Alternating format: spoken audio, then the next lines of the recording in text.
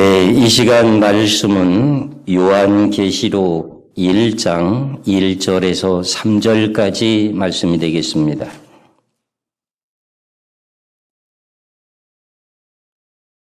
요한계시록 1장 1절에서 3절까지 말씀을 봉독하겠습니다. 예수 그리스도의 계시라. 이는 하나님이 그에게 주사 반드시 속히 될 일을 그 종들에게 보이시려고 그 천사를 그 종 요한에게 보내어 지시하신 것이라. 요한은 하나님의 말씀과 예수 그리스도의 증거 곧 자기의 본 것을 다 증거하였느니라. 이 예언의 말씀을 읽는 자와 듣는 자들과 그 가운데 기록한 것을 지키는 자들이 복이 있나니 때가 가까움이니라. 아멘. 할렐루야. 원근각지에서 이렇게 어려운 시간을 내서 오신 거 진심으로 환영합니다. 부족한 종이 오늘도 이렇게 요한계시록의 난제 특별 세미나라고 하는 내용의 타이틀을 가지고 주의 이름으로 섰습니다. 제 생각에는 그것이 난제라서 난제라고 하는 걸 제목을 정했습니다. 여러분들은 그 내용이 다 깨달아지고 안다면 난제가 될 수가 없겠죠.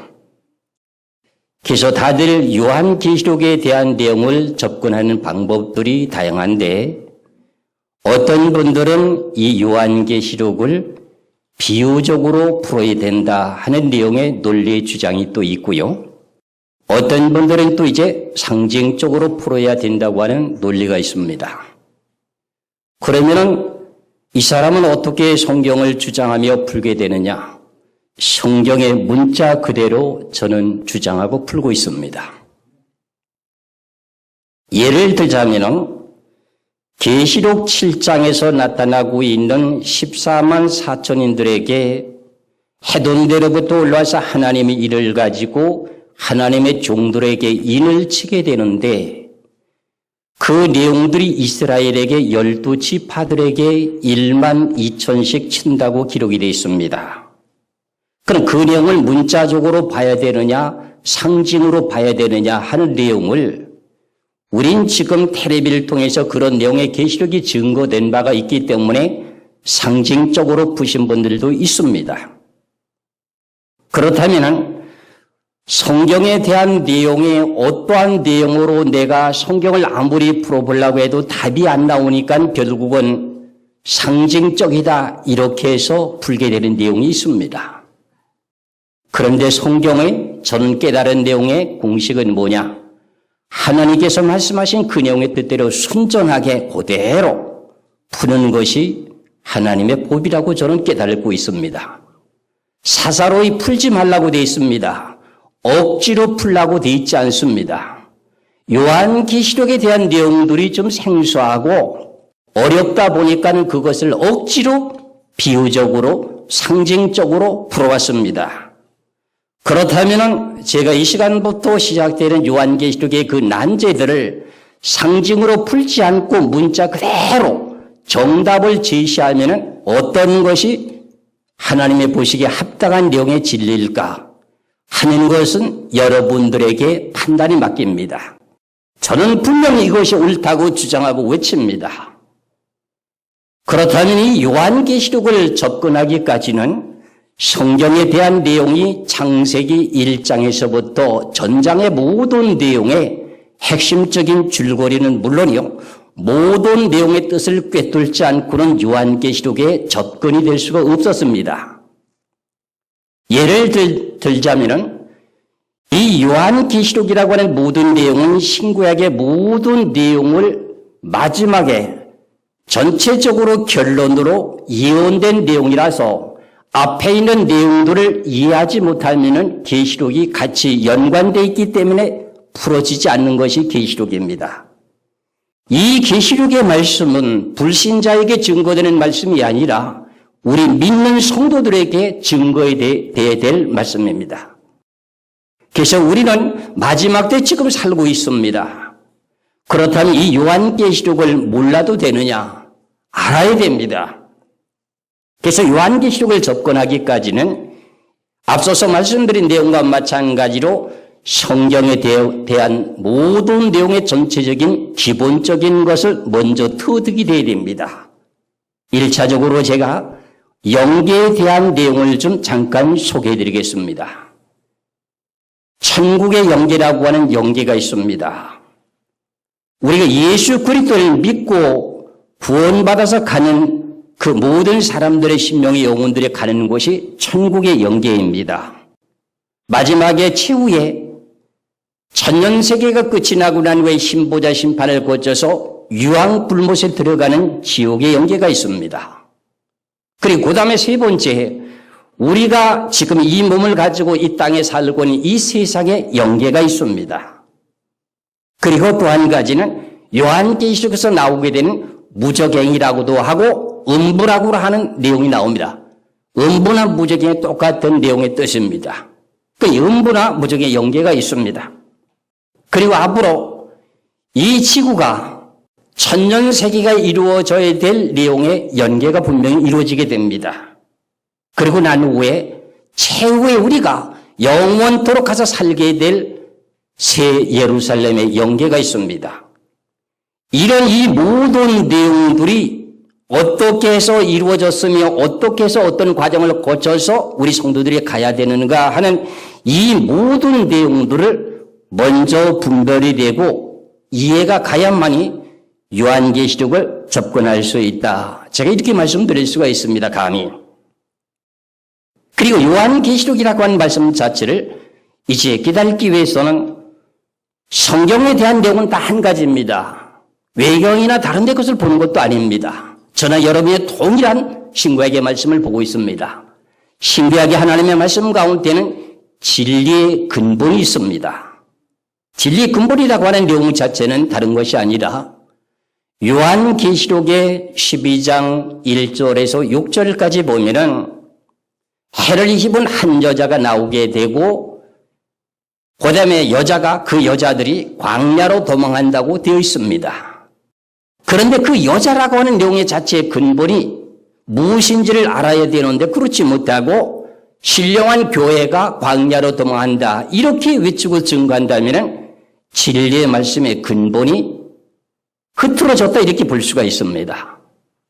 그렇다면 잠시 소개를 해드린다고 할 것 같으면 이 세상에 태어난 모든 사람들은 아담으로부터 태어나게 된 모든 후손들은 남자를 통해서 태어나기 때문에 남자의 후손이라는 겁니다. 우리가 잘 알고 있는 마태복음 1장 1절에서 17절까지 보면은 아브라함과 다윗의 자손 예수 그리스도의 세기라고 하는 내용을 소개하면서 아브라함이 이삭을 낳고 이삭이 에서와 야곱을 낳고 이렇게 되어 있습니다. 그러면 전부 다가 남자가 남자를 낳는 걸로 족보가 기록이 되어 있는데 마지막에는 예수 그리스도께서 42년 만에 이 세상에 태어나는데 예수 그리스도는 남자의 혈통을 따라 태어나는 것이 아니라 하나님의 교하신 성령으로 처녀인 마리아 몸에서 태어나게 되게 됩니다. 그래서 아브라함 때서부터 42년 만에 예수 그리스도는 여자의 후손으로 태어나게 됩니다. 그래서 결국은 그 예수 그리스도를 지칭하게 되는 내용의 자체가 여자라고 말합니다. 이것이 선악과를 따먹고 범죄한 죄인들을 구원하기 위해서 선악과를 따먹게 된 아담과 하와 뱀을 심판하고 난 후에 창세기 3장 15절에 가서 하나님이 여자와 뱀과 원수가 되게 한다고 하는 여자라고 하는 대상이 예수 그리스도였습니다. 그럼 우리는 왜 이 세상에 태어나서 거듭 태어나야 되는가? 요한복음 3장 1절에서 6절까지 말씀을 보시면은 니고데모와 예수님이 대화하는 내용을 여러분들이 잘 알고 계십니다. 하늘나라를 가려면은 거듭 태어나야 된다 이렇게 성경에서 말하고 있습니다. 그렇다면 우리도 예수 그리스도를 믿는 믿음으로 말미암아서 거듭 태어나게 되는데 거듭 태어나게 되는 원인이 뭐냐? 아담 안에서는 모든 사람이 죽을 수밖에 없고 아담 안에 태어난 모든 사람들의 혈통은 육신이기 때문에 육체를 가진 사람은 천국에 갈 수가 없는 것이 성경이기 때문에 성령으로 한 사람이 영의 사람이 된다는 겁니다. 그럼 우리가 예수 그리스도를 믿고 거듭 태어났다면 우리는 무슨 사람의 후손입니까? 남자의 족보에서 여자의 족보로 옮겨졌습니다. 그래서 우리들을 보고 하기를 야고보서 4장 4절에 말씀하시기를 가늠하는 여자들이여 세상과 보탠 것이 하나님과 원수인 줄 알지 못하느냐 하면서 여자라고 합니다. 우리를 보고 예수 그리스도를 믿고 거듭되는 모든 성도들을 여자라고 하는데 이 진리의 근본의 자체를 모르면서 계시록을 접근하게 되면 바른 정답이 나올 수가 없다 그런 내용입니다. 이해가 가시는지 모르겠습니다. 진리의 근본이라고 하는 것을 분명히 먼저 기초적으로 터득하고 알고 난 후에 계시록을 접근해야 된다고 하는 내용을 제가 분명히 말씀드립니다. 요한계시록의 21장에 보면 이런 말씀이 있습니다. 요한계시록 21장 8절의 말씀을 보시면 이렇게 기록되어 있습니다. 그러나 두려워하는 자들과 믿지 아니하는 자들과 흉악한 자들과 살인자들과 행음자들과 술객들과 우상 숭배자들과 모든 거짓말하는 자들은 불과 유황으로 타는 못에 참여하리니 이것이 둘째 사망이라 이렇게 되어 있습니다. 여기서 우리가 깨달아야 될 내용이 이제 두려워하는 자들, 믿지 않은 자들, 흉악한 자들, 살인자들, 행음자들, 술객자들, 우상숭배자들 이 내용 말고 모든 거짓말하는 자들은 불과 유황못에 거기에 들어가게 참여하게 된다 그래 되어 있습니다. 그럼 우리가 생각하기에 거짓말이라고 하면은 사람과 사람끼리 서로 간에 속인 것을 말할 수가 있고 그것이 머릿속에 떠오르게 되어 있습니다. 그런데 성경의 진리의 말씀에서 계시록 21장 8절에서 모든 거짓말하는 자들은 누구를 보고 지칭하는 거냐? 진리의 근본이 뭐냐? 예수 그리스도께서 말씀하시기를 나는 길이요 진리요 그랬습니다. 그러면 우리는 세상 권세자들에게 우상 숭배하고 믿지 않고 흉악한 일들을 하면서 거짓말하는 영에 속해 살다가 진리 되시는 예수 그리스도를 믿고 거듭 태어난 사람들은 결과적으로 유황불못에 가지 않는다는 뜻입니다. 그러니까 여러분들이 만일에 이 내용의 문자적으로 그대로 뜻을 바르게 알지 못하고 진리의 근본을 알지 못한 채 거짓말하는 사람들은 모두 유황불못에 들어간다 하면은 여기 계신 분이나 여기 서 있는 저 같은 사람도 천국 갈 사람이 없을 것입니다. 맞습니까? 틀립니까?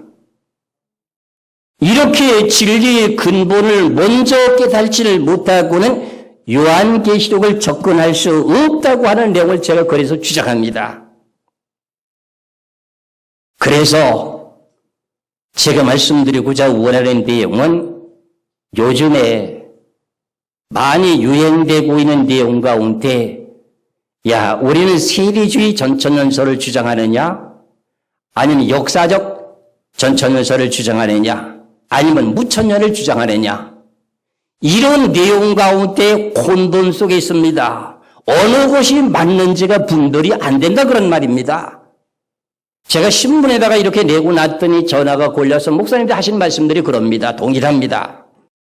목사님이 주장하는 내용의 세미나는 세대주의 전천연설을 주장합니까? 역사적 전천연설을 주장합니까? 이거부터 물어봅니다. 그런 본인들이 깨닫고 있는 지식의 확정적인 내용을 가지고 제가 만일에 역사적인 전천연설을 주장한다면은 세대주의 전천연설을 주장하고 깨닫고 있는 분은 노하고 안 옵니다. 그럼 본인들이 갖고 있는 그 모든 내용의 잣대를 가지고 옳고 그름에 대한 내용이 진리의 근본 속에서 나타난 내용이 아니라 많은 사람들의 불의에 따라서 여론에 지금 휩싸여 있다는 사건을 제가 깨달게 됐습니다. 제가 이렇게 서울에서 세미나 한 적이 이제 약 1년이 되는데 지난해는 부산에서 1년 동안 계속 세미나를 정기적으로 했습니다. 그래서 제가 이렇게 서울에 자주 오지 못했습니다. 이제는 하나님께서 명령하신 내용에 따라 순종하려고 제가 서울에 올라왔습니다. 4월 4일 날 양천구 신월동에 교회를 옮겨왔습니다. 대전에서.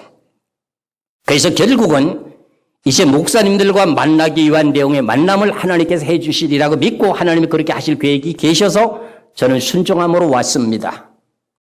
그렇다면 다 나름대로 교단들마다 교리들이 각각 다릅니다. 성경은 하나인데 그렇잖아요?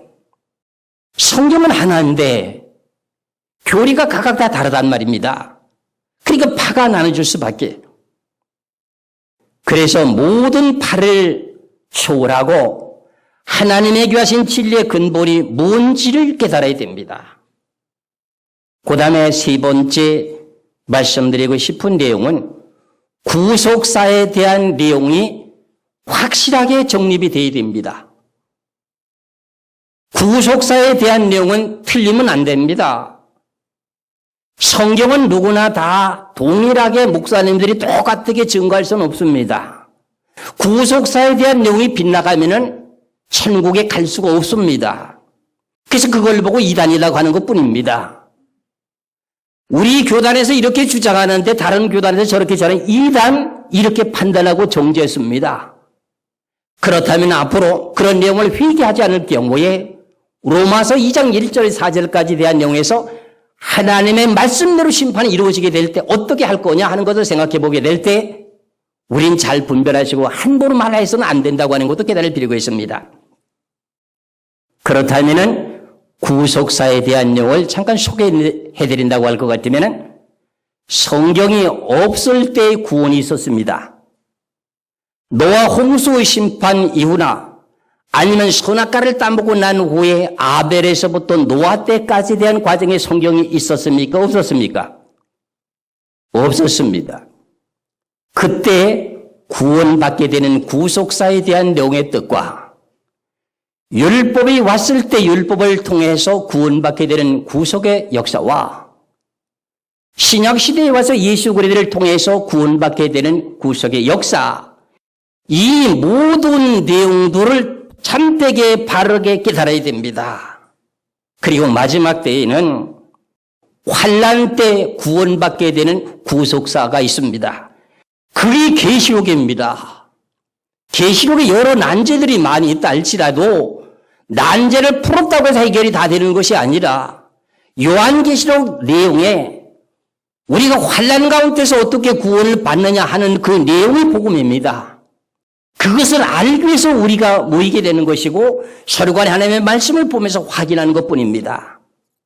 그렇다면은 성경이 없을 때 구속사에 대한 내용은 여러분들이 잘 아시다시피 가인과 아벨이 하나님 앞에 제사를 드리다가 가인의 제물은 하나님이 받지 아니하시고 아벨의 제사는 받으셨습니다. 그 내용의 근거의 자체를 히브리서에서 이렇게 증거하고 있습니다. 히브리서 11장을 한번 보시겠습니다. 제가 이제 간략하게 좀 빨리 좀 말씀을 드리겠습니다. 히브리서 11장을 보시면은 아벨이 하나님 앞에 의인이라고 하는 내용을 칭함을 받게 되고 아벨의 제사를 받게 된 그 내용의 동기가 뭔가 히브리서 11장 4절에 보면 이렇게 기록되어 있습니다. 하나님께 드림으로 믿음으로 아벨은 가인보다 더 나은 제사를 하나님께 드림으로 의로운 자라는 하시는 증거를 얻었으니 하나님이 그 예물에 대하여 증거하심이라. 저가 죽었으나 그 믿음으로써 오히려 말하느니라.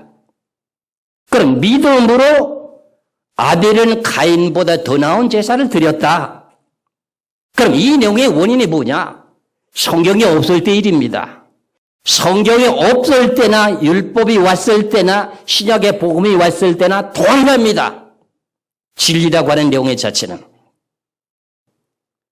그래서 히브리서 11장 6절을 한번 보시기 바랍니다. 히브리서 11장 6절에 아벨이 뭘 믿는 믿음으로 드렸는가 한번 보시기 바랍니다. 믿음이 없이는 기쁘시게 못하나니 하나님께 나아가는 자는 반드시 그가, 제가 여기다 조금 삽입을 하겠습니다. 하늘에 계신 것을 믿는 믿음. 다시 말씀드립니다. 믿음이 없이는 기쁘시게 못하나니 하나님께 나아가는 자는 반드시 그가 계신 것과 또한 그가 자기를 찾는 자들에게 상 주시는 이심을 믿어야 할지니라. 그럼 하늘에 하나님이 계시다고 하는 것을 믿는 믿음을 가지게 된 내용을 갖다가 십계명을 가지고 간추려서 말씀드리면 1계명에서 4계명까지가 되는 거지요. 그에게 나가는 사람들은 상조심을 믿어야 된다고 하는 내용은 이웃을 네 몸과 같이 사랑하는 것, 사람에게 선행을 하는 거지요. 그렇게 되면 결과적으로 하나님께서 십계명의 율법을 주었던 내용의 말씀과 동일하게 성경이 없을 때도 똑같습니다. 이 내용을 갖다가 로마서 2장에서 이렇게 말씀하고 있습니다. 로마서 2장의 말씀을 보시기 바랍니다. 로마서 2장 12절에서부터 14절까지 말씀을 보겠습니다. 로마서 2장 12절에서 14절까지 말씀을 보면은 무릇 율법 없이 범죄한 자는 또한 율법 없이 망하고 무릇 율법이 있고 범죄한 자는 율법으로 말미암아 심판을 받으리라. 하나님 앞에서는 율법을 듣는 자가 의인이 아니요 오직 율법을 행하는 자라야 의롭다 하심을 얻으리니. 14절을 잘 유의하시기 바랍니다. 율법 없는 이방인이 본성으로 율법의 일을 행할 때에는 이 사람은 율법이 없어도 자기가 자기에게 무엇이 된다? 율법이 된다. 그럼 아벨이라고 하는 사람은 하늘에 하나님이 계신다고 하는 걸 믿는 믿음을 가졌습니다. 율법이 없었습니다. 맞습니까? 들립니까? 그럼 내가 하나님 앞에 드림으로 하나님 나에게 복을 주실 거라고 하는 내용의 믿음을 갖고 드렸습니다. 하나님이 상 주실 걸 믿었습니다. 내가 이 땅에서 선을 행하게 되면 하나님 나에게 상을 주실 것이라고 하는 내용을 믿었습니다. 그래서 이웃에게 착한 일을 하게 됩니다. 그러면 결과적으로 뭐 합니까? 율법이 없을 때도 율법의 일을 행하는 내용들이 뭔가 하는 것을 성경을 통해 깨달아야 됩니다. 그러면은 선악과를 따먹고 아담과 하와가 생육하며 번성하기 시작하면서 사람이 많아지게 됩니다. 잠언서의 말씀을 보면은 사람이 적을 때는 죄가 적다고 되어 있습니다. 사람이 많아지면 죄도 많아진다고 되어 있습니다. 세상의 법도 그렇습니다.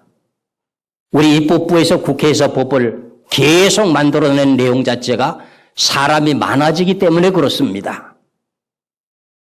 지난 과거에 우리 어른들이 살아왔을 때 그 모든 삶의 생활을 거슬러서 이렇게 생각해 놓고 보면은 이웃에 어떤 일이 닥치면은 큰 일이 닥치면 도와주고 잘 이렇게 협력했습니다. 그런데 요즘 시대에는 아파트 시대라서도 옆에 벽 하나 사이 옆에 있는 사람이 세상을 떠나도 문상을 가지 않습니다.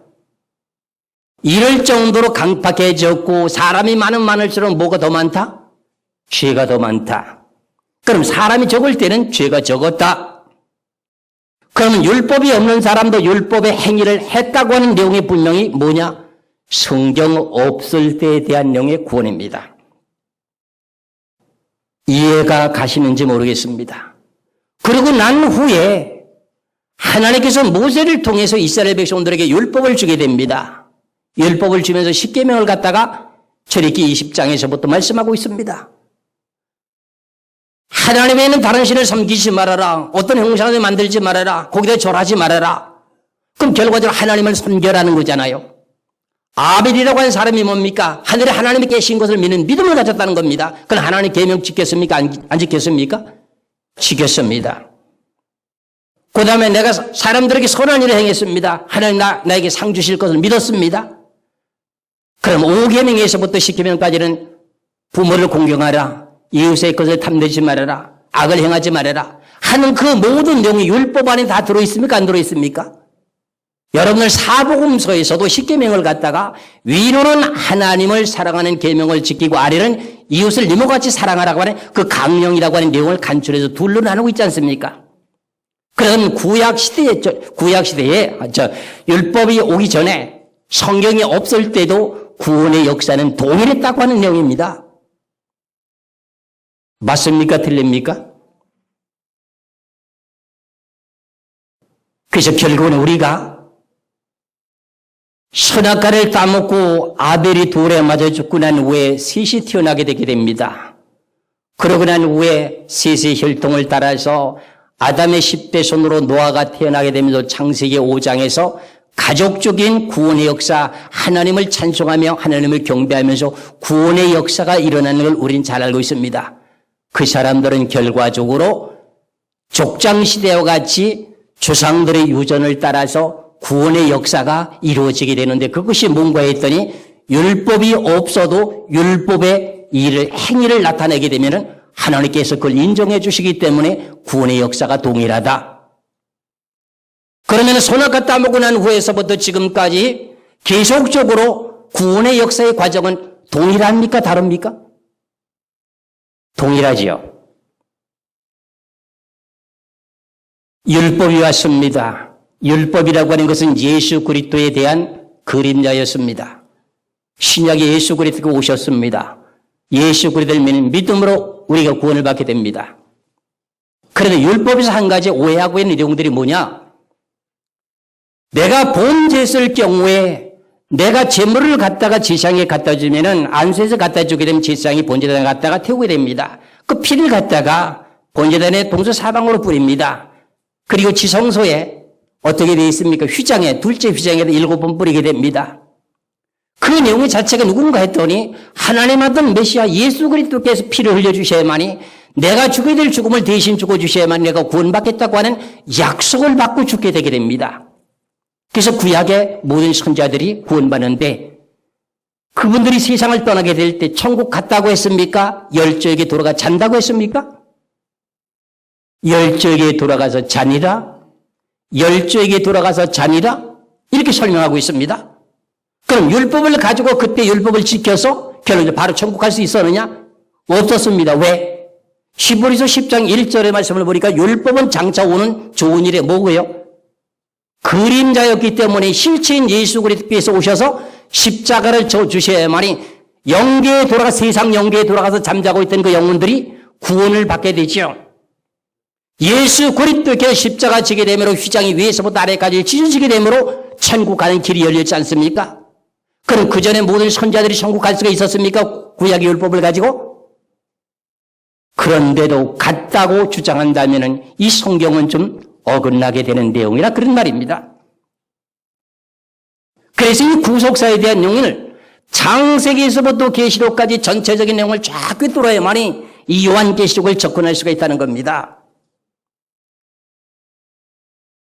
제가 어떠한 행위적인 율법을 지켜서 의로워진다고 하는 말도 아닙니다. 우리는 죄와 사망의 곤살에서 세상에 태어났습니다.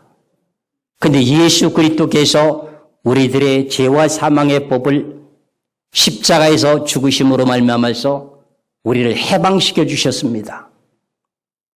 로마서 8장 1절 2절에서 그래서 우리는 예수 그리스도를 믿는 믿음으로 하나님의 은혜로 우리는 죄인이 무엇이 됐습니까? 의인이 됐습니다. 사망에서 무엇을 해요? 생명으로 구원을 얻었습니다. 완벽하게 이루어진 게 아닙니다. 사망에서 생명을 얻었습니다. 그래서 우리는 다시금 육체 사람에서 영의 사람으로 거듭 태어났습니다. 그것을 말할 때 뭐라고 합니까? 중생했다, 새로운 피조물이다, 이렇게 말씀합니다. 이 내용은 누구나 다 동일합니다. 맞습니까? 틀립니까? 그런데 그 내용의 신앙을 유지하지 못하게 되면 결과적으로 어떻게 될까? 여러분들 신앙생활 하기 전에 지었던 많은 죄들이 있습니다. 예수 그리스도를 믿게 됨으로 말미암아서 그 모든 죄는 다 예수님이 짊어졌기 때문에 해결이 됐습니다. 그렇다면 예수 그리스도를 믿고 신앙생활하는 그 생활 속에서 5년을 했던 10년을 했던 20년을 했던 간에 신앙생활하는 가운데 여러분들이 죄를 안 지고 살 수가 있었습니까? 없었습니까? 죄를 지을 수밖에 없는 것이 육체를 가진 사람이기 때문에 죄를 안 지고 살 수가 없었습니다. 제가 질문합니다. 그럼 우리가 신앙생활을 열심히 잘했습니다. 교회 출석 잘했습니다. 내가 나이가 들어서 임종이 가까웠습니다. 그럼 내가 지금 여러 가지 죄가 알고 지은지 모르고 죄도 있습니다. 그럼 그 죄를 가지고 천국 갈 수 있느냐? 제가 질문하면 어떻게 답변하시겠습니까? 무조건 믿는 믿음으로 천국 갈 수 있습니다. 이렇게 답변하는 것이 일반적입니다. 아닙니다. 정확하게 아셔야 됩니다. 하늘나라에는 죄가 없는 세상입니다. 하나님은 죄인과 같이 유할 수 없다고 되어 있습니다.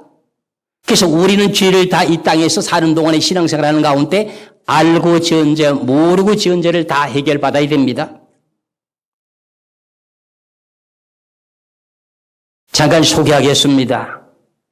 이스라엘 백성들이 범죄하게 되므로 아수르 제국에 멸망당해 버렸습니다. 유다 백성들이 그것을 바라보고도 깨우침을 받지 못하고 우상을 섬기다가 그 범죄한 것 때문에 바벨론의 포로로 붙잡혀 갔습니다. 몇 년 동안입니까? 70년 동안에. 죄가 끝이 나니까는 하나님의 고레스 왕을 들어서 바벨론을 멸망시키고 너희들은 예루살렘에 올라가서 성전을 건축하라고 하는 내용의 명령이 떨어졌던 것처럼 우린 성령을 통해서 자세히 보고 확인하셔야 됩니다. 여러분들 한국교회 유명한 별이 두 분이 떨어진 것 저건 신문을 통해서 저는 알고 방송을 통해서 알고 있습니다. 오카렌 목사님이나 하영조 목사님 같은 분들, 그분들이 다도 유명한 분이라고 제자 양성을 하고 해외 많은 선교도 하고 참 본을 받을 만한 그런 목사님이라고 이렇게 다들 칭찬합니다. 그분들이라고 죄가 없었습니까? 죄가 있었죠. 죄가 없으면 자는 듯이 천국을 가야 됩니다. 근데 그분들이 어떻게 살았습니까? 마지막 임종을 어떻게 맞이했습니까? 병원에서, 병성에서, 투병 속에서, 고난과 고통 속에서 임종을 했습니다. 그렇다면 그런 그 내용 가운데서 구원을 받을 수 있었느냐 없느냐 하는 것을 하나님만 아시게 되는데, 고난과 고통 속에서 암으로 투병하는 그 내용 가운데, 질병에 투병하는 가운데서도 내가 예수 그리스도를 믿는 믿음을 저버리지 않고 고난과 고통을 내가 이겨내며 믿음을 지키게 될 때 죄가 용서받는 것을 깨닫게 되면서 결과적으로 죄가 다 깨끗하게 해결되면서 천국을 데려가는 것이 하나님의 섭리입니다. 이것을 이제 계시록에서 이제 증거하게 되는 내용이 환난 가운데서 구원을 받게 되는 내용을 내가 네 번째 말씀을 드렸는데, 우리 지금 왜 환난 속에 들어가야 되는가 하는 원인을 모르시고 구속사에 대한 내용을 바르게 정리가 안 되다 보니까 어떻게 돼요? 세대주의 전천연설에 대한 내용을 주장하고 있는 내용들이 나오게 됩니다. 세대주의 전천연설이라고 하는 걸 여러분들이 잘 아시다시피 환난 전에 들림받아서 공중에 예수님과 함께 머물러 있다가 7년이 차고 난 후에 다시금 주님과 함께 이 땅에 재림하셔서 천년 세계에 대한 내용을 통과해서 지금 영원한 무한한 세계에 들어가는 걸로 이렇게 주장하게 됩니다. 그렇다면 환난 전에 들림을 받는다고 하면은 환난 전에 들림 받는다고 하는 그분들이 결과적으로 일시적으로 다 들림을 받는다고 할 것 같으면 죄 없이도 죄를 가지고도 들림 받을 수 있느냐고 제가 질문한다고 할 것 같으면 그분들이 답변해야 됩니다.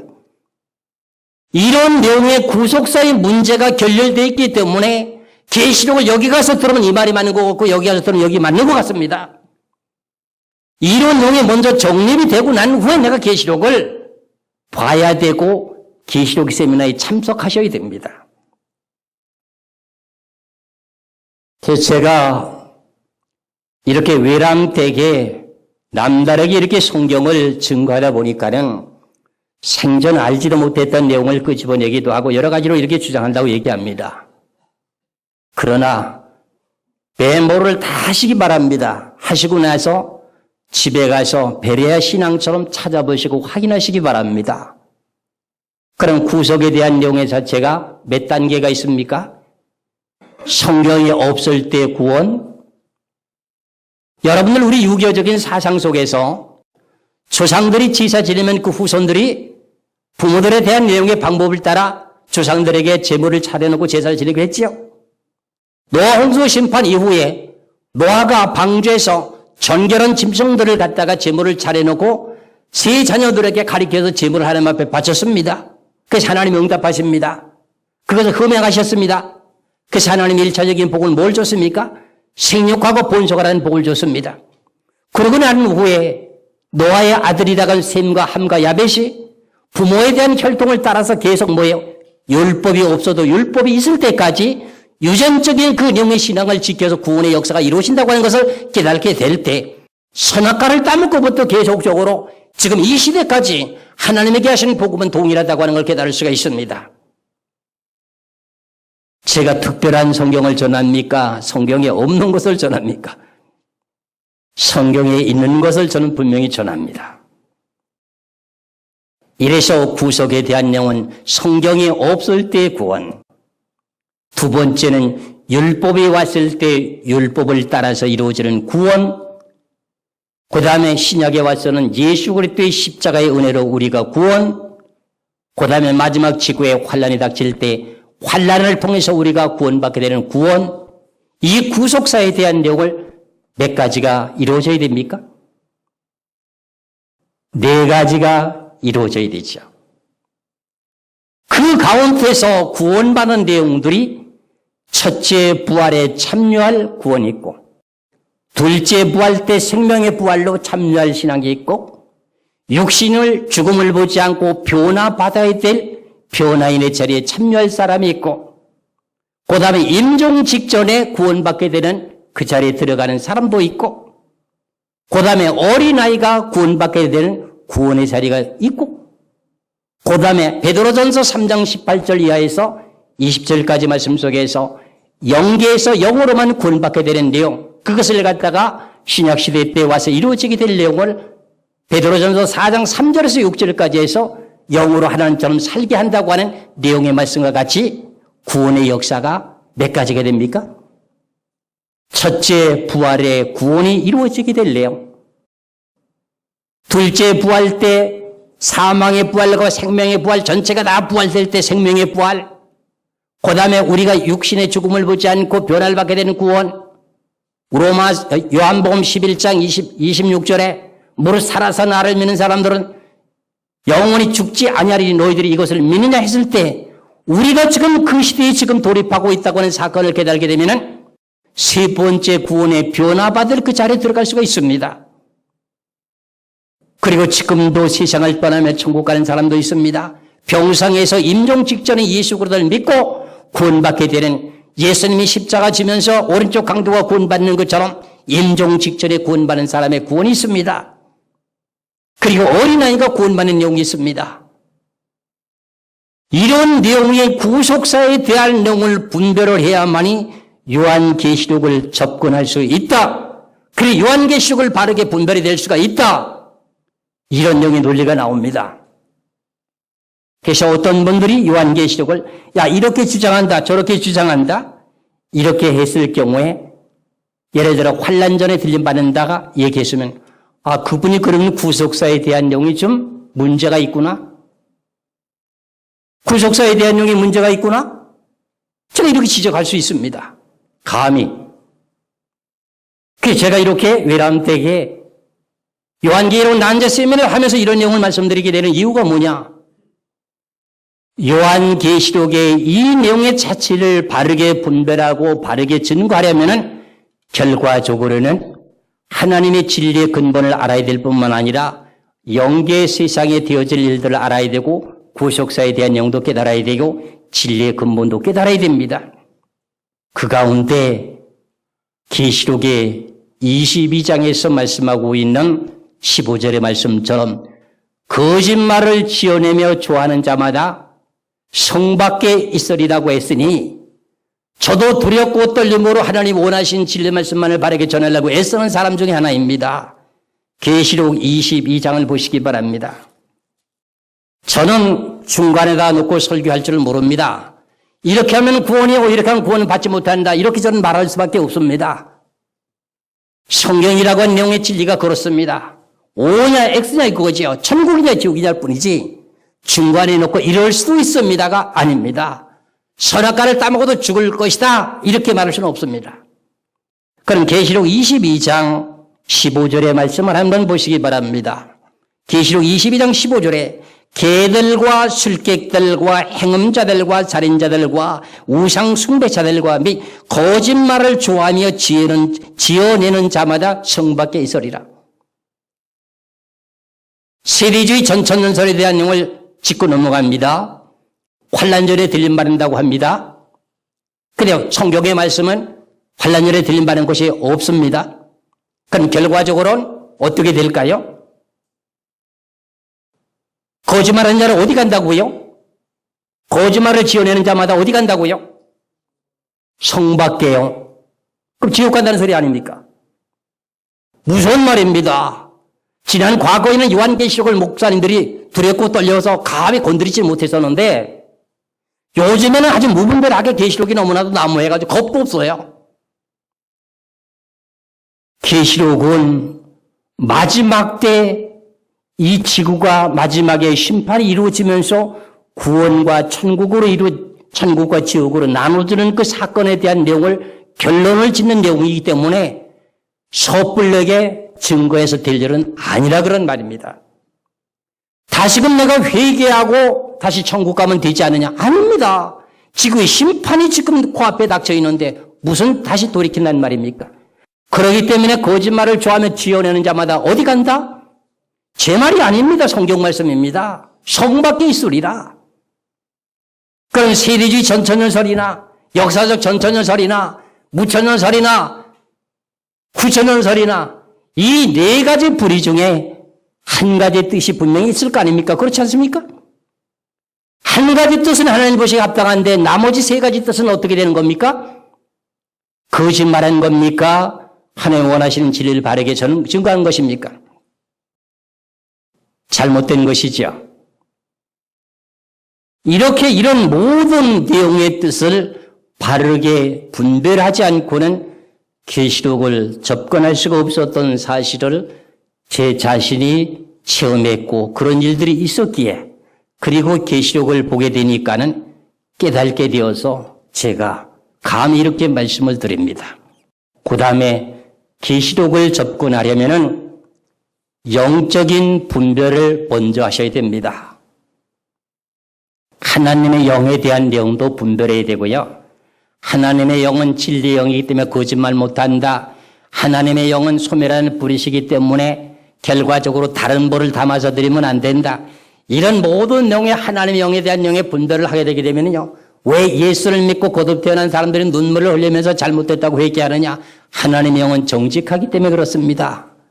거짓말하고 살았던 인생이 정직한 영을 받으면 눈물을 찔찔 짜면서 회개하는 것이 성경입니다.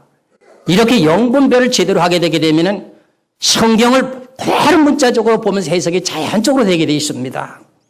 그 영분별이 안 됩니다. 사단마귀의 정체가 뭡니까?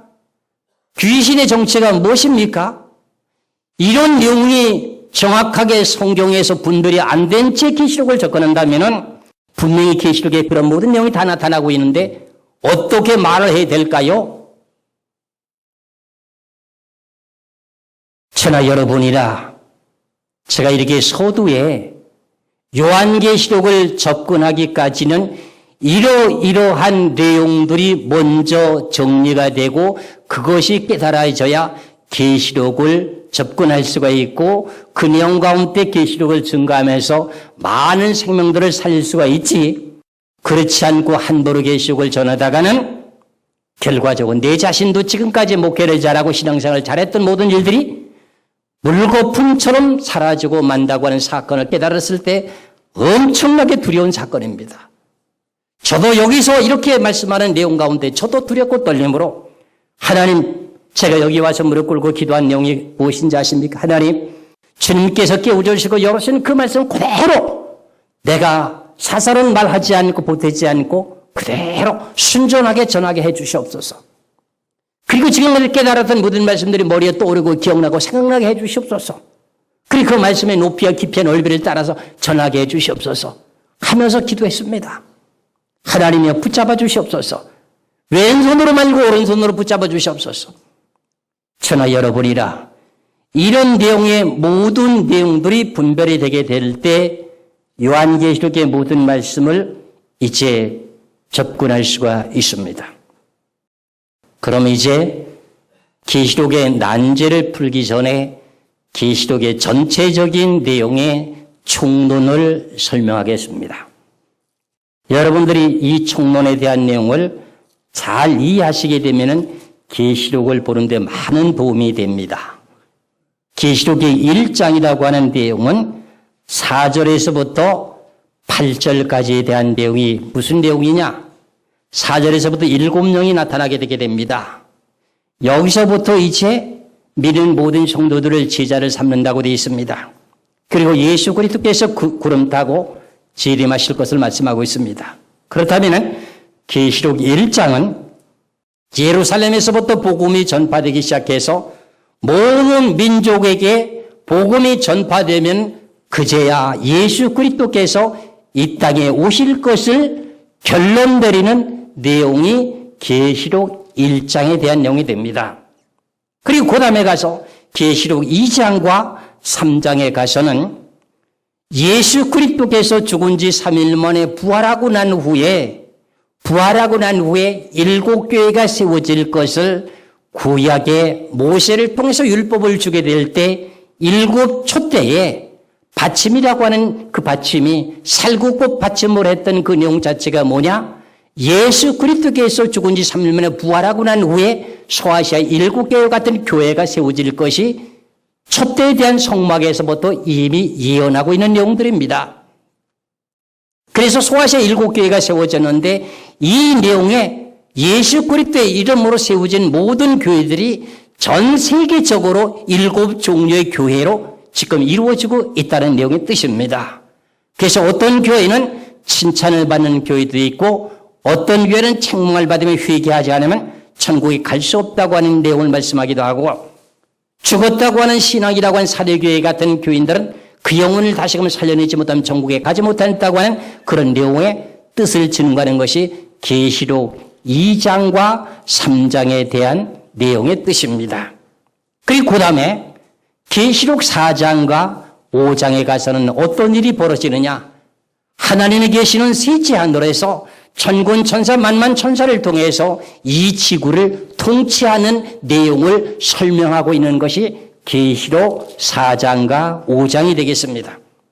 그래서 그 가운데 마지막에 이 지구의 종말이 닥치게 될 내용을 갖다가 하나님의 보좌에 앉아 계시고 오른손에 작은 책이 들려 있는데 7인으로 봉안책이 있습니다.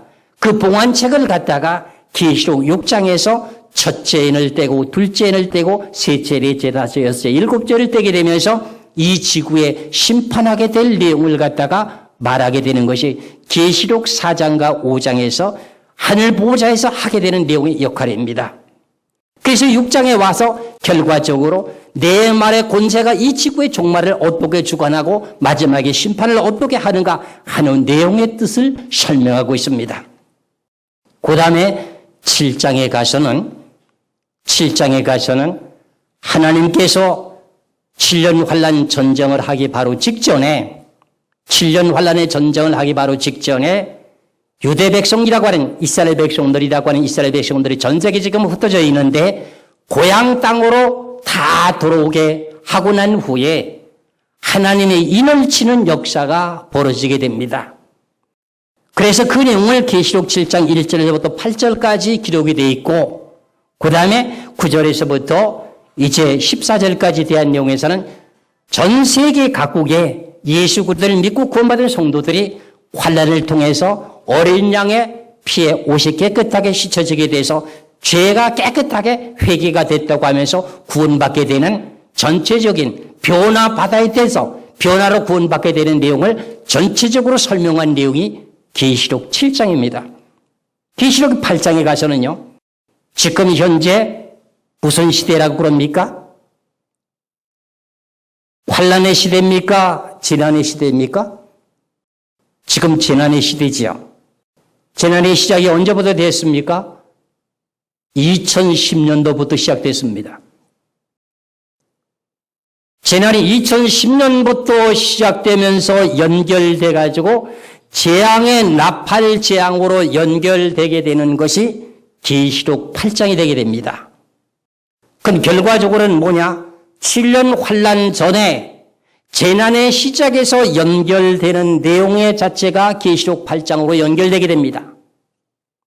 그러면서 계시록에서 9장에 가서 6째 나팔을 불게 되므로 유브라데 강에서 7년 환란의 전쟁이 시작되게 되죠.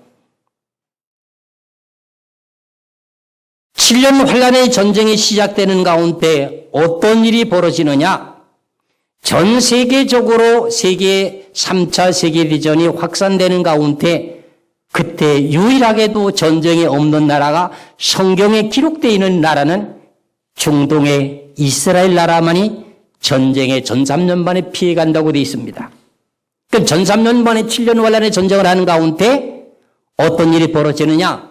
계시록 9장에서 7년 환란의 전쟁을 하는 가운데 어떤 일이 벌어지느냐? 계시록 11장에 가서는 두 증인이라고 하는 모세와 엘리야 10년을 가진 두 증인이 이스라엘 나라 땅에서 이스라엘 백성들에게 마지막에 복음을 외치고 증거하는 사건이 벌어지게 되게 됩니다. 그러면서 계시록 9장에서 7년 환란의 전쟁이 시작되는 내용을 공개하고 난 후에 계시록 10장이라고 하는 내용을 제가 건너뛰었죠. 계시록 10장이라고 하는 것은 7 우레의 심판입니다. 다시 말하면은 7년 환란의 전쟁이 시작되면서 이 지구의 마지막의 심판은 무엇이냐? 7 우레의 심판입니다. 하늘과 그 가운데 있는 모든 피조물들과 바다와 그 가운데 있는 모든 피조물들과 땅과 그 가운데 있는 모든 피조물들을 심판하게 되는 7 우레 마지막 최후의 심판을 하겠다고 하는 내용을 말씀드린 내용이 계시록 몇 장이다? 12장입니다. 계시록 이제 12장으로 또 넘어오게 됩니다. 그러면서 그럼 7년 환란의 전쟁을 했는데 전쟁에서 누가 이겼느냐? 그 영의 과정이 붉은 용의 권세가 전 3년 반의 전쟁을 이기게 됨으로 말미암아서 계시록 12장 1절에서부터 6절까지에 교회를 핍박하게 되고 주의 종도를 잡아서 죽이게 되고 주의 종 3분의 1이 떨어지게 되는 사건이 벌어지게 됩니다. 그러면서 후 3년 반으로 계시록 12장 7절 이하에서부터 13장까지 짐승 수종 통치 666이라고 하는 짐승의 표를 받지 않고는 살 수 없는 시대가 계시록 12장과 13장으로 연결이 되게 됩니다. 그래서 계시록 6장에서 5째 인을 뗐을 때 순교당한 그 영혼들이 핏값을 갚아달라고 신원하니까는 너희들과 같이 죽은 사람들의 수가 차야만이 내가 심판하겠다고 해서 이제 후 3년 반에서 결과적으로 짐승의 수종 통치가 이루어질 때 순교의 숫자가 차게 되는 것이 계시록 14장의 1절에 14만 4천이 나오게 됩니다. 그럼 계시록 7장에는 14만 4천인에 대한 내용은 이스라엘 백성들에 대한 변화받을 사람들이요. 계시록 14장에 있는 14만 4천인들은 결과적으로 순교에 대한 숫자라고 하는 내용입니다. 순교의 숫자가 차게 됐습니다. 그러면 순교의 숫자에 대한 신원을 해 주시겠다고 약속을 했으니 그 약속대로 어떤 일이 벌어지느냐? 계시록 14장 8절의 말씀을 보시기 바랍니다. 계시록 14장 8절입니다. 또 다른 천사 곧 둘째가 그 뒤를 따라 말하되 무너졌도다 무너졌도다 큰 성 바벨론이요 이 모든 나라를 음행으로 인하여 진노의 포도주로 먹이던 자로다 하더라. 그럼 결과적으로 후 3년 반에 적그리스도가 믿는 성도들을 박해하고 핍박하고 많은 사람들을 죽였습니다. 그 사람들의 핏값을 갚아준다고 하는 내용의 결과가 계시록 14장 8절에 가가지고 내용의 해석이 어디를 해야 되느냐? 계시록 17장과 18장, 19장까지 일부의 어떤 부분까지 해석을 하게 되게 됩니다.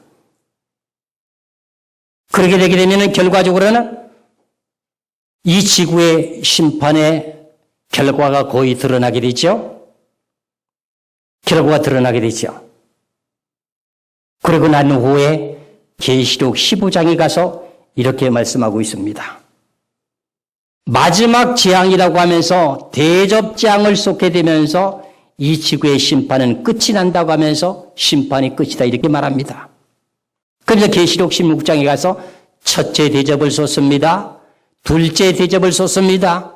셋째 대접을 쏟습니다. 넷째, 다섯째, 여섯째, 일곱째 다 쏟았습니다. 그럼 심판이 다 결론이 났습니까? 안 났습니까? 심판이 이루어졌지요? 그러면 그 다음에 계시록 어디로 넘어가야 되겠습니까? 계시록 20장으로 넘어가야 됩니다. 계시록 16장의 대적장으로 모든 심판을 다 하고 났는데도 계시록 17장과 18장을 다시 해석을 한다면 그 성경에서 어긋난 겁니다. 여러분 이치에 지금 맞는가 안 맞는가 여러분들 생각해 보세요. 분명히 계시록 15장에서는 이것은 일곱 천사가 일곱 대접을 가졌는데 이것이 마지막 재앙이라고 선포를 해놓고 일곱 대접을 다 쏟아서 심판이 이루어졌습니다. 계시록 16장에서. 그럼 이 지구의 심판이 다 끝나게 됐으면 그 다음에 무슨 세계가 이루어져야 됩니까? 신천지라고 하는 천년세계가 이루어져야 되는 계시록 20장으로 넘어가야 되는데 다시 계시록 17장과 18장, 19장 해석하면 이건 성경은 요한계시록을 잘못 해석하고 있다. 이렇게 말할 수 있습니다. 저는. 그러면서 계시록의 20장에 가서는 결과적으로 뭐냐?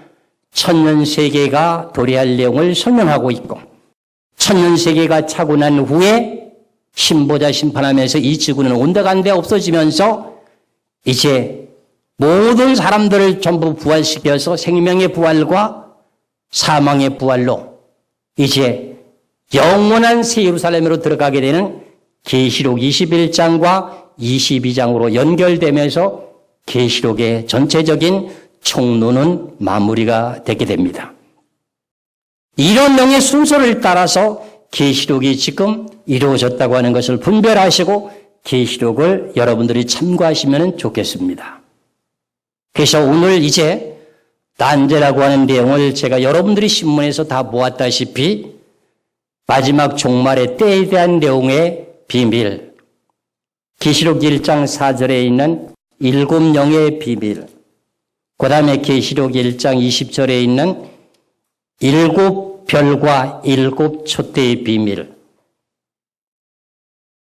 그리고 계시록의 4장과 5장에 나오는 네 생물의 비밀, 그리고 계시록의 6장에 가서 네 말의 권세의 비밀, 계시록 7장에 가서 14만 4천인의 비밀, 계시록 9장에 가서 7년 환란의 전쟁이 핵전쟁이냐 무력과 무력의 전쟁이냐 하는 내용의 비밀, 그러면서 계시록의 10장에 가면서 일곱 물의 비밀, 그리고 계시록의 11장에 가서 두 증인의 비밀, 그 다음에 계시록 12장에 가서 해를 입은 한 여자의 비밀, 그 여자가 광야로 도망하게 되는 비밀과 그리고 여자가 광야에 도망해서 1260일 동안 양육하게 되는 비밀, 그것이 예비처가 있는 것이 맞는 것인지 아니면 가정에서 하나님이 직접 양육하는 것을 보고 예비하는 것이라고 하는 것인지 이거를 알게 되는 비밀, 계시록 13장에 가서 짐승이라고 하는 자체가 비밀, 짐승의 표를 받아야 되는 것이 맞는가 아니면 지금 유행되고 있는 베레칩이라고 하는 것이 사실 짐승의 표인지 아닌지 이거에 대한 비밀, 그리고 계시록 14장에 가서 14만 4천인의 비밀, 그리고 가서 이제 천년세계에 대한 내용의 세대주의 전천년설인지 아니면 역사적인 전천년설인지 아니면 무천년설인지 천년세계에 대한 내용을 소상하게 앞서서 설명드린 내용과 마찬가지로 천년세계에 들어가는 사람들이 어떤 사람들이 들어가게 되며 어떻게 구원이 이루어지는가 하는 내용을 아주 소상하게 말씀을 드릴 것이며 그리고 난 후에 결과적으로 계시록의 21장과 22장으로 넘어가면서 새 예루살렘의 세계 제도가 왜 1만 2천 스타디온밖에 안 되는가 2220km밖에 되지 않는가 그 내용이 사실상 상징적인 숫자인가 아니면 그대로의 숫자인가 문자 그대로인가 이 비밀에 대한 내용들을 제가 이 시간부터 연결해서 말씀을 계속하고자 원합니다. 그렇다면은 먼저 이제 계시록 1장 1절에 3절까지 말씀을 보시면서 때가 가깝다고 하는 내용의 말씀을 이제 정리하고 난 후에 일곱 영에서부터 비밀에 대한 내용의 뜻을 증거하고자 원합니다. 계시록 1장 1절에서 3절까지 말씀을 보겠습니다. 예수 그리스도의 계시라 이는 하나님이 그에게 주사 반드시 속히 될 일을 그 종들에게 보이시려고 그 천사를 그 종 요한에게 보내어 지시하신 것이라. 요한은 하나님의 말씀과 예수 그리스도의 증거 그 자기의 본 것을 다 증거하였느니라. 이 예언의 말씀을 읽는 자와 듣는 자들과 그 가운데 기록한 것을 지키는 자들이 복이 있나니 때가 가까움이니라. 그럼 요한계시록이 제일 처음에 어디서부터 출발이 됐습니까? 요한계시록의 계시가 어디서부터 출발이 됐습니까? 하나님에게서. 두 번째, 예수 그리스도에게. 그 다음에 예수 그리스도는 그의 부리는 천사에게. 천사는 누구에게? 사도 요한에게 환상으로 보여주고 음성으로 들려주면서 그 모든 내용을 소상하게 사도 요한에게 다 증거했다고 했습니다. 그러면서 이 연의 말씀을 읽는 자들과 듣는 자들이 복이 있다 이렇게 말을 했습니다. 읽는다고 하는 내용 자체는 뭐냐? 여러분들도 요한계시록을 많이 읽어봤을 것입니다. 복이 있는 것을 발견하셨는지요? 요한계시록 읽는 자가 복이 있다고 분명히 말했습니다. 이 내용의 말씀은 사도행전 17장 1절에서 1절 3절까지 말씀을 보면은 사도 바울이 복음을 외치고 증거하게 될 때 그 복음의 말씀을 잘 해석하면서 강론하게 되지요. 그 성경을 강론하고 해석을 하려면 성경을 읽어야 됩니까? 그대로 덮어두고 합니까? 읽어야 되죠. 그런데 결과적으로 이렇게 읽는 자가 복이 있다고 하는 내용은 지금 이 시간에 대상이라고 하면 제가 대상이 될 수 있습니다. 듣는 자들이 복이 있다고 하는 것은 여기 계신 분들이, 듣는 분들이 복이 있게 되는데 복이 있는 내용들을 발견하셔야 됩니다. 그러면은 때가 가깝다. 그럼 이 내용이 기록된 내용을 우리가 추적해서 놓고 보니까는 사도 요한이가 받을 때 그때서부터 때가 가깝다 이렇게 되어 있습니다. 그럼 얼마큼 때가 지금 가까워지고 있는가? 우리 성경에 대한 역사적인 그 모든 내용을 배경을 놓고 보면은 천지만물을 6일 동안 창조했던 내용을 거슬러서 이렇게 생각해 보면서 선악과를 따먹고 난 후에 다시금 천지만물을 창조했던 그 시대로 안식하는 세계가 다시금 도래할 것을 우리들에게 말씀하고 계십니다. 그럼 그 내용을 갖다가 세 가지로 분류하면은 1000년에서 2000년까지를 초세라고 하고 3000년에서부터 4000년까지는 뭐라고 하고요? 중세라고 하고 5000년에서부터 6000년까지를 말세라고 합니다. 그럼 예수 그리스도께서 복음을 전파하시고 죽은 지 3일 만에 부활하시고 나서 하늘 보좌 올라가시면서 내가 너희들에게 약속하신 보혜사 성령을 보내준다 할 때 그때서부터 무슨 시대이냐? 말세입니다. 사도행전 1장을 찾아보시기 바랍니다. 사도행전 1장 16절에서부터 18절까지 말씀을 보겠습니다. 사도행전 1장 16절에서 18절까지입니다. 이는 곧 선지자 요엘로 말씀하시는 것이니 일러스되 하나님이 가라사대 말세에, 여기 말세가 언제부터 말세입니까? 성령을 받을 때부터죠. 말세에 내가 내 영을 모든 육체에게 부어주리니 너희 자녀들은 예언할 것이요 너희 젊은이들은 환상을 보고 너희 늙은이들은 꿈을 꾸리라. 그때 내가 내 영으로 내 남종과 여종에게 부어주리니 저희가 예언할 것이라고 되어 있습니다. 그럼 성령이 임할 때서부터 그때가 무슨 때라고요? 말세입니다. 하나님은 셋째 하늘이라고 하는 내용을 기록해놓고 둘째 하늘, 첫째 하늘이라고 하는 내용을 성경에 문자적으로 기록한 내용을 찾아본 일이 있으신가요? 없지요. 그와 같이 말세라고 하면은 초세도 있고 중세도 있다는 내용의 뜻입니다. 언제부터 말세냐? 요한계시록을 받을 때부터가 말세였습니다. 그 말세 2000년이라고 하는 세월을 갖다가 3등분을 한다면은 말세 초, 말세 중, 말세 지말 이렇게 말씀을 드릴 수가 있습니다. 그러면 결과적으로 지금은 무슨 시대라고 말할 수가 있겠습니까? 말세 지말이라고 말합니다. 그럼 지금까지 신앙생활하는 모든 성도들이 말세라고 하는 말을 안 들어본 일이 없을 정도로 말세 소리는 다 들어봤습니다. 왜? 언제부터 이 일이기 때문에. 마가다락방의 성령이 임할 때에서부터 말세라고 했기 때문에. 근데 요한계시록을 그때 받을 때에 때가 가깝다 하는 내용 속에서 그걸 얼마나 가까운가? 그 내용을 성경을 통해 추적을 해놓고 보니까는 이스라엘 백성들이 로마 제국 시대 때 그들에게 항거해서 땅을 차지하려고 하다가 그때 전쟁 가운데서 박해를 받으며 나라를 빼앗기고 전 세계로 흩어지게 됩니다. 그러다가 그들이 다시금 나라를 건국을 하게 되면서부터 예수 그리스도께서 문 앞에 오셨다고 이렇게 기록되어 있으니 때가 가까운 때가 어느 때쯤인 줄 여러분들이 짐작하실 것입니다. 그 내용을 제가 여기서 여러 차례 말씀을 드렸습니다면 예수님께서 하신 말씀을 그대로 제가 빨리 인용을 하겠습니다. 마태복음을 보시기 바랍니다. 마태복음 23장을 보시겠습니다.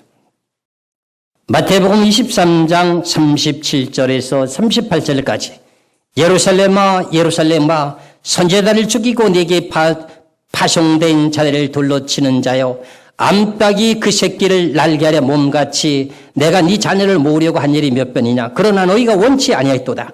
보라 너희 집이 황폐하여 버림받으리라.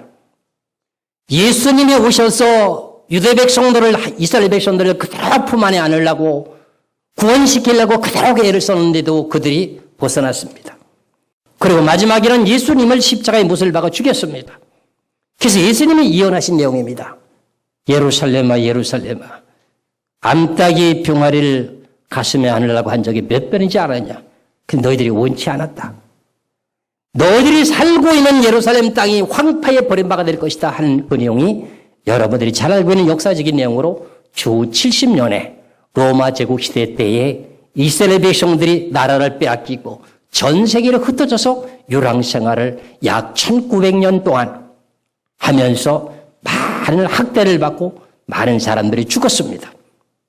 그러다가 1948년도에 이스라엘 백성들이 건국이 이루어지게 되지요.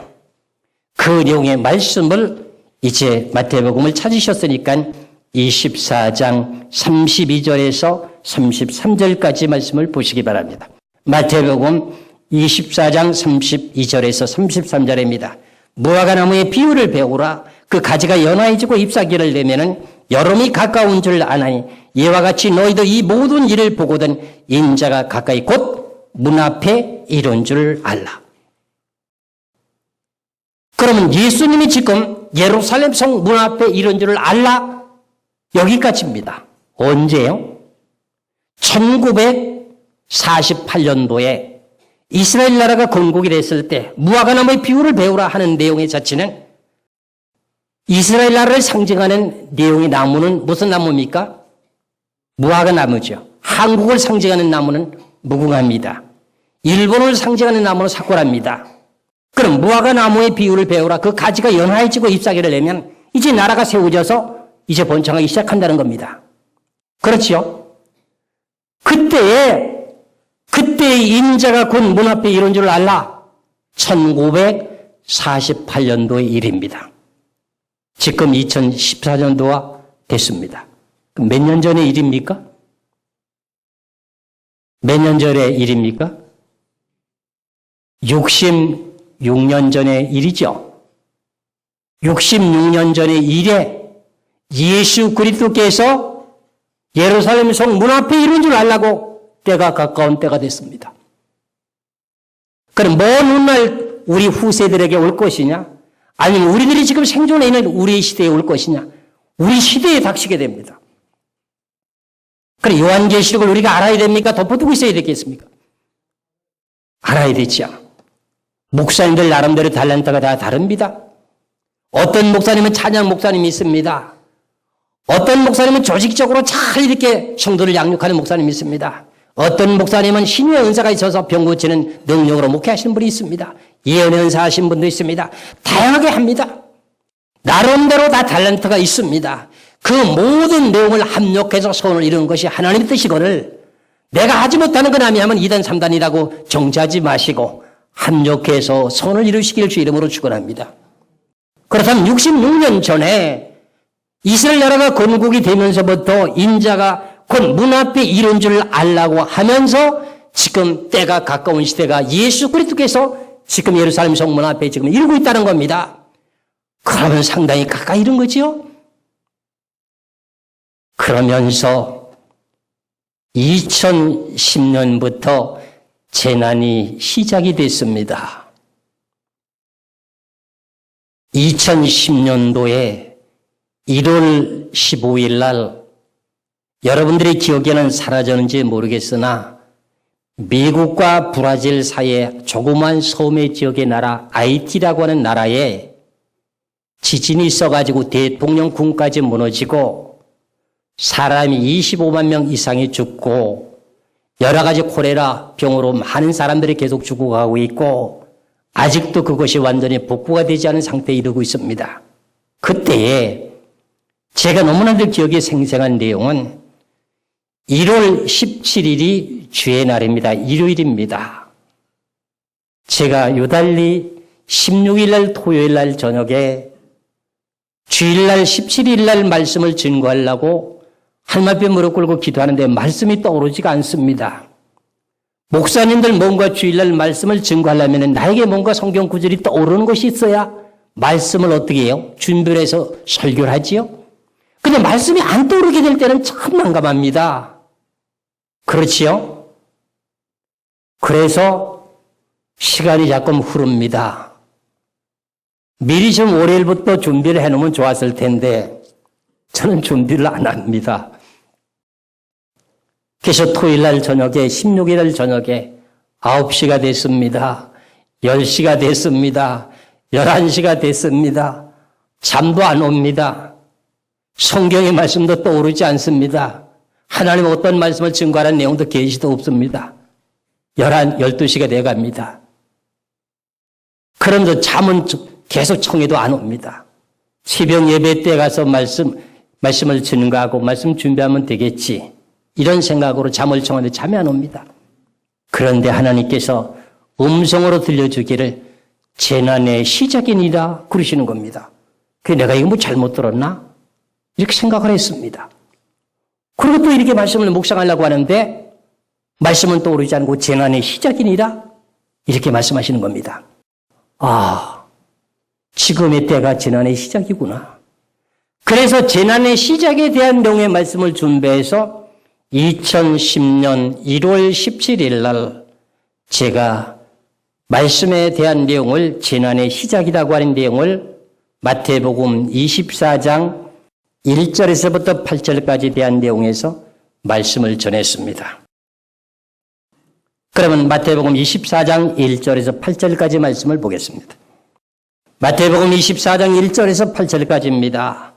예수께서 성전에서 나와서 가실 때에 제자들이 성전 건물들을 가리켜 보이려고 나오니 대답하여 가라사대 너희가 이 모든 것을 보지 못하느냐? 내가 진실로 너희에게 이르노니 돌 하나도 돌에 남지 않고 다 무너뜨리우리라. 예수께서 감람산 위에 앉으셨을 때 제자들이 종용에 와서 가로되 우리에게 이르소서 어느 때 이런 일이 있겠사오며 또 주의 임하심과 세상 끝들은 무슨 징조가 있사오리까? 예수께서 대답하여 가라사대 너희가 사람의 미혹을 받지 않도록 주의하라. 많은 사람이 내 이름으로 와서 이르되 나는 그리스도라 하여 많은 사람을 미혹케 하리라. 난리와 나의 소문을 듣게 했으나 너희는 삼가 두려워 말라. 이런 일이 있어야 하되 끝은 아직 아니니라. 민족이 민족을 나라가 나라를 대적하여 일어나겠고 처처의 기근과 지진이 있으리니 이 모든 것이 재난의 시작이니라. 재난의 시작이 언제부터라고요? 2010년부터입니다. 그러고 나서 제가 여기 100주년에서 재난의 시작을 2010년도부터 됐다고 외쳤습니다. 목사님들이 안 믿고 왼고개를 돌려요. 그래서 1월이 지나 2월, 3월, 4월, 5월 지나서 12월이 되면서 저 북아프리카의 튀니지라고 하는 곳에서 제스민 운동 벌어진 거 여러분들 아시죠?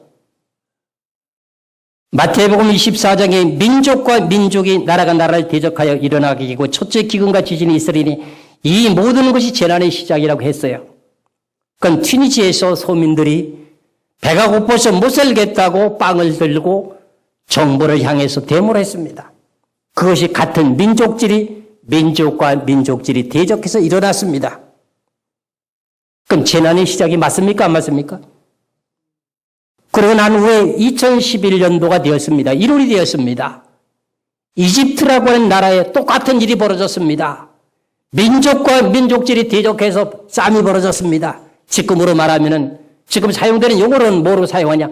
친정부와 반정부와의 싸움이었습니다. 그래서 무바라크라는 그 대통령이 장기 집권했던 39년 동안인가 장기 집권했던 대통령이 하야고 물러섰습니다. 도망갔습니다. 그리고 그 다음에 민주적인 방법으로 무르시라고 하는 대통령이 1년 동안을 하게 됐죠. 그러고 난 후에 지금 이달에 이집트라고 하는 나라의 대통령이 누가 됐습니까?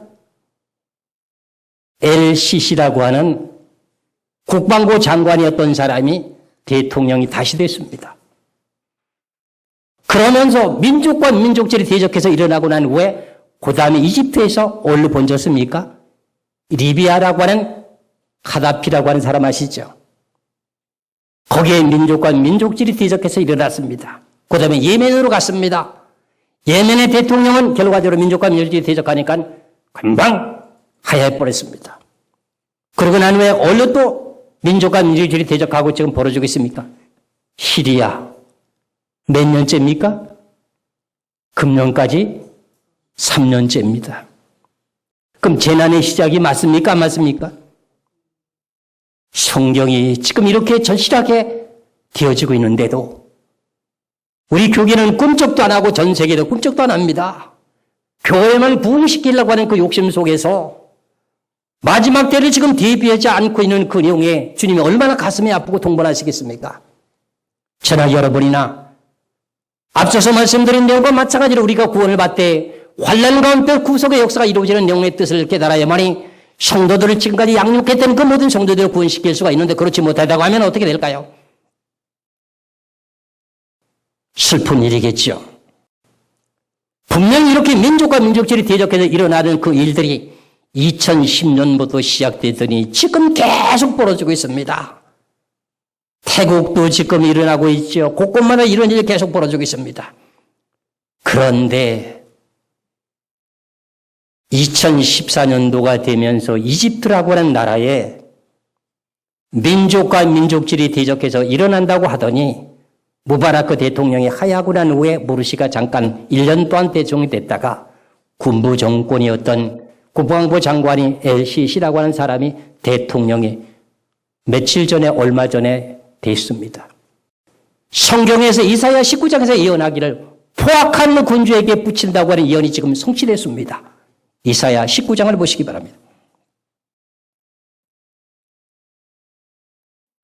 이사야 19장 1절에서 4절까지 보면은 여기는 마태복음 24장에서는 민족과 민족질이 대적해서 일어난다고 했는데 여기서는 성읍과 성읍질이 형제와 형제질이 대적하는 걸로 나옵니다. 똑같은 내용의 뜻입니다. 이사야 19장 1절에서 4절까지 말씀을 보겠습니다. 애굽에 관한 경고라. 보라, 여호와께서 빠른 구름을 타고 애굽에 임하시리니 애굽의 우상들이 그 앞에서 떨겠고 애굽인의 마음이 그 속에서 녹으리로다. 하나님께서 빠른 구름을 타고 애굽에 임하시는데 애굽의 우상들이 떤다는 겁니다. 우상이 뭡니까? 금부처나 돌부처가 그게 떤다는 소리입니까? 아니잖아요. 나라의 왕들이 뭡니까? 백성들이 밭으로 섬기고 거기다가 절하니까 그게 우상입니까? 아닙니까? 우상입니다. 그게 떤다는 소리입니다. 애굽의 우상들이 그 앞에서 떨겠고 애굽인의 마음이 그 속에서 녹으리로다. 그가 2절입니다. 애굽인을 격동하사 하나님의 마음을 격동시켜 가지고 민족과 민족질이 치게 만든 겁니다. 이게 하나님이 하신 일입니다.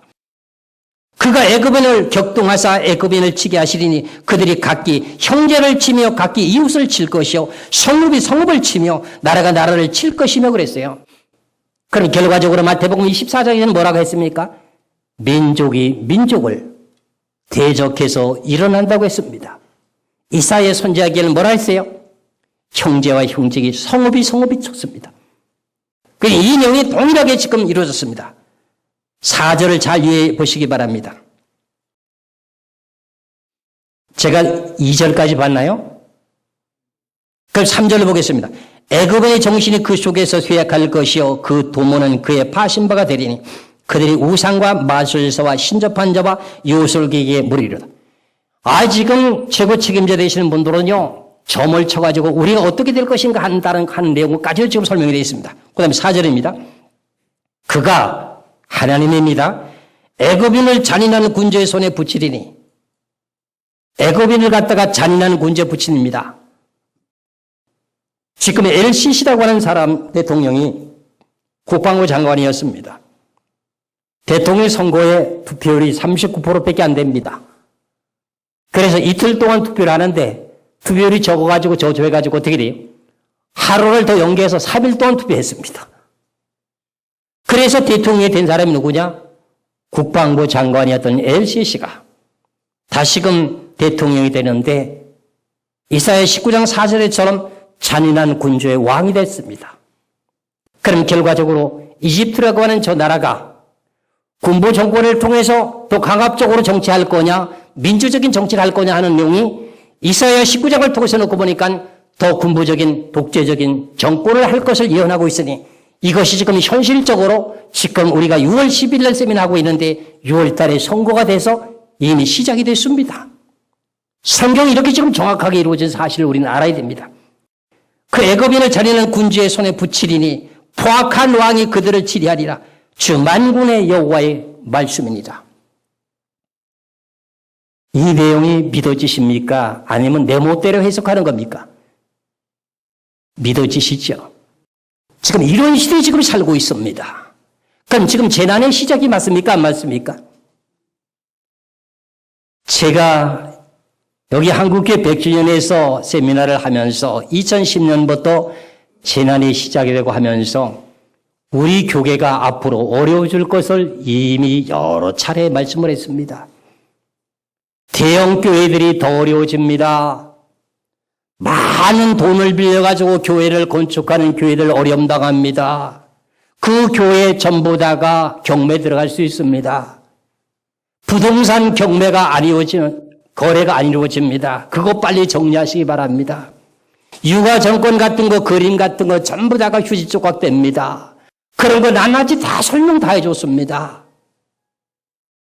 그런데 금년도 3월 29일 날 국민일보 신문에 39면 그 기사에 나타나는가. 최윤식 미래연구소장님이 한국교회에 어려움이 닥칠 것이라고 하는 내용을 발표한 바가 있습니다. 그래가지고 대형 교회들이 앞으로 어려워지게 되고 그 교회가 유지가 안 되게 되므로 경매를 하게 될 테니 이단에게 넘어가지 않도록 주의하라고 하는 내용을 얘기하니까는 사회에 어떤 유명한 사람이 말하니까 그 말은 귀에 솔깃해서 그분들을 데려다가 세미나 하기까지 하는데 저는 여기서 성경적으로 모든 내용을 아주 낱낱이 확인하면서 짚어주고 증거해줘도 제 말은 귀 밖으로 듣고 계시더라고요. 그럼 경제가 좋아지겠습니까? 계속 어려워지겠습니까? 어려워지겠지요? 그럼 대형 교회들을 지금 빚을 많이 내가지고 어떻게 돼요? 교회를 건축했던 그 내용은 성도가 많아지면 11조를 통해서 그 모든 부채를 갚고 교회를 크게 한번 해보고자 하는 야망과 욕심이라고 하는 내용은 선한 욕심이죠. 목사인데 그런 욕심은 다 가지고 있습니다. 그런데 그런 시대는 아닙니다. 그것이 위기가 닥칠 것이라고 분명히 저는 말했습니다. 그러면서 개척교회가 지금부터 때를 따라 양식을 잘 나눠주면서 바르게 참되게 성경적으로 하게 되면 앞으로 분명히 성공할 것이라고 하는 내용을 말씀했습니다. 경제가 어려워지면 성도들의 11조는 감소가 됩니다. 감사 헌금 안 합니다. 하나님 앞에 바치는 헌금 줄어듭니다. 우리 한국교회 헌금에 대한 내용을 1년 동안 통계를 놓으니까 계속 뚝뚝 떨어집니다. 그럼 재난의 시작에서 교회들이 어려움을 당할 것을 지금 성경에서 말씀한 내용처럼 재난의 시작인데 경제가 좋아질 것이다. 아닙니다.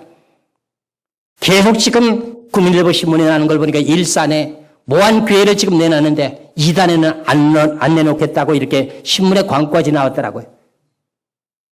2단에 안 내주겠다고 신천지에게 안 내주겠다는 뜻이거든요. 2단에는 안 팝니다. 이렇게 해놨어요. 안 팔기 뭐 안 팝니까? 내중에 경매 나가게 될 때 경매하러 오는 사람이나 이단이요 하고 경매합니까? 그냥 이름으로 와서 경매합니까? 참 내용을 보니 너무 어리석어요. 어리석어. 목사님 너무나도 순진해. 맞아 안 맞아요? 그 보세요 한번 국민일보 신문에 보세요. 일산에 대형 교회가 유지가 안 되기 때문에 지금 어떻게 돼요? 재난의 시적이 어려워진다고 하면 분명히 경고를 하는데 큰교회 목사님은 안 옵니다. 여기 또 체면 때문에. 그러면 체면이 뭐 하는 건지. 사실은 재난의 시작에서 지금 계속 점차적으로 어려워지는 것 때문에 무슨 일이 발생되고 있습니까? 저 중동 저기 유럽이라고 하는 지역에 우크라이나라고 하는 나라가 내가 경제적인 이득이 러시아에 붙는 것이 나을까? 아니면 유럽의 EU에게 같이 붙어서 있는 것이 나을까? 그 문제 때문에 크림반도를 러시아에 빼앗긴 내용을 여러분들이 잘 아시죠? 그 내용의 문제가 무엇 때문에 발생된 것입니까? 재난의 시작의 경제 문제입니다. 이런 내용들이 곳곳마다 지금 산발적으로 벌어지고 있는 것을 우리는 신문을 통해서 뉴스를 통해서 다 보고 계시면서도 지금 때가 어느 때인지도 지금 모르고 있다고 하면 뭐 하는 겁니까? 소경이여 벙어리 된 자라고 주님께서 책망하지 않겠습니까? 저나 여러분이나 제가 이렇게 와서 여러분들에게 좀 안다고 외친다고 하는 내용 자체는 내가 안다고 하는 내용보다는 하나님 나에게 주어진 소명이기 때문에 내 교회는 부흥이 잘 안 된다 할지라도 이것을 전하지 않고는 하나님이 나에게 견디지 못하도록 마음을 주셨기에 저는 여기까지 와서 이렇게 전하게 되는 내용일 뿐입니다. 제가 10마디 중에 여기 계신 분들 가운데 내 마음에 들게 깨달아지는 말씀들이 한두 마디가 분명히 있을 것입니다. 여기 왔다가 그냥 가는 분들은 별로 없을 것입니다. 뭔가를 얻을 것입니다. 여러분들 설교 준비하려면 기독교 소집할 책을 한 권씩 삽니다.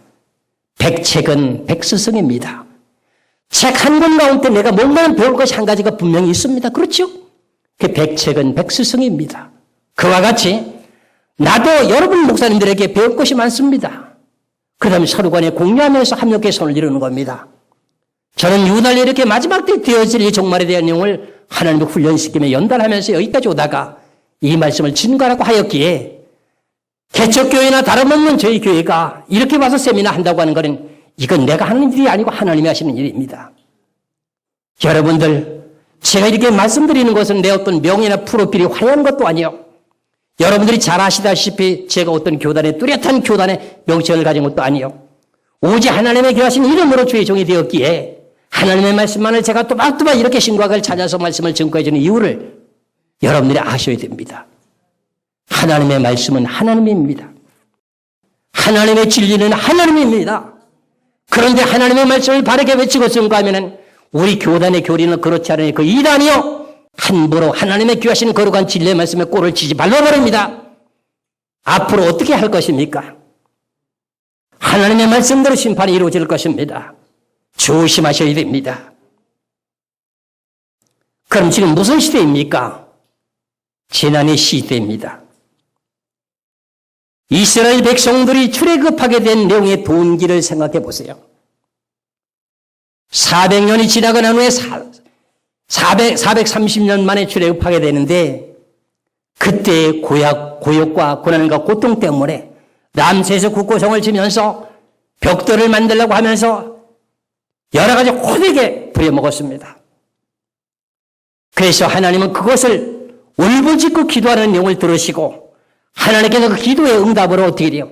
모세를 통해서 이스라엘 백성들을 구원하기 위해서 10가지 재앙을 내리게 됩니다. 그 내용의 자체를 출애굽기를 보시면서 지금 이루어지고 있는 사건을 여러분들이 기억하시기 바랍니다. 출애굽기 2장 23절에서 25절까지 말씀을 보시기 바랍니다. 출애굽기 2장 23절에서 25절까지 여러 해 후에 애굽 왕은 죽었고 이스라엘 자손은 고역으로 인하여 탄식하며 부르짖으니 그 고역으로 인하여 부르짖는 소리가 하나님께 상달한지라. 하나님의 그 고통 소리를 들으시고 아브라함과 이삭과 야곱에게 세운 그 언약을 기억하사 이스라엘 자손을 곤념하셨더라. 할렐루야. 하나님의 백성들이 이렇게 고통 소리 속에 부르짖는 소리가 하나님 앞에 상달돼서 그 응답을 어떻게 하셨더라? 이스라엘 백성들을 곤념하셔서 모세를 보내가지고 어떻게 해요? 결과적으로 출애굽시키는 사건이 벌어졌습니다. 그렇다면은 지금 마지막에 재난의 시대 가운데서 곳곳마다 울부짖고 통곡하며 부르짖는 호소 소리가 지금 들리지 않습니까? 서민들이 배가 아파서 못 살겠다고, 왜 품값을 정당하게 주지 않느냐고, 삭스를 왜 빨리 안 주느냐고 부르짖고 외치는 소리가 하나님 앞에 귀에 들리지 않고 있습니까? 그 소리가 올라가면 그 다음에 어떤 일이 벌어지느냐? 계시록 8장에 나팔 재앙으로 쏟아지는 사건이 벌어지는 거 연결된다고 하는 것을 왜 못 깨달고 계십니까? 야고보서 5장을 보시기 바랍니다. 야고보서 5장 1절에서부터 4절까지 말씀을 보겠습니다. 들으라 부한자들아, 너에게 임할 고생을 인하여 울고 통곡하라. 너의 재물은 썩었고 너의 옷은 좀 먹었으며 너의 금과 은은 녹이 쓸었으니 이 녹이 너에게 증거가 되며 불같이 너의 살을 먹으리라. 부한 자들에게 경고장입니다. 너의 재물은 뭐 했다고요? 썩었습니다. 너의 옷은 좀 먹었습니다. 왜? 경제가 어려워지고 힘이 들면은 부유한 사람들이 옷을 입고 다니는 옷이 그저 몇 억짜리 몇 천만 원짜리 되는 옷을 걸치고 입고 다닐 수가 있습니까? 없습니까? 없습니다. 그 농 속에 저장해 둬야 되니까 좀 먹을 수밖에 없습니다. 그 다음에 금과 은이 녹이 썰었습니다. 금과 은이라고 하는 내용을 제가 자세하게 설명드릴 수는 없고, 여러분들, 우리 지금 전두환 전 대통령이 재산이 없어가지고 그림 경매하는 거 여러분들 보셨죠? 그림 한 점에 몇십만 원, 몇백만 원, 몇천만 원까지 갔지요? 그 그림들요, 전부 다 휴지조각 돼버립니다. 그림 소장하고 계신 분들 지금 빨리 처분하셔야 됩니다. 이 소리 나 몇 번 합니다. 여러분들 자동차 살 때 채권 사야 되잖아요. 채권 가지고 있다 만기돼서 내가 더 많은 걸 받으려고 생각하지 말고 금방 처분하세요. 여러분들 유가증권 갖고 계신 거 있죠? 처분하세요. 다 그거 좀 먹고 썩었습니다. 앞으로 돈 안 됩니다. 부동산 거래 안 됩니다.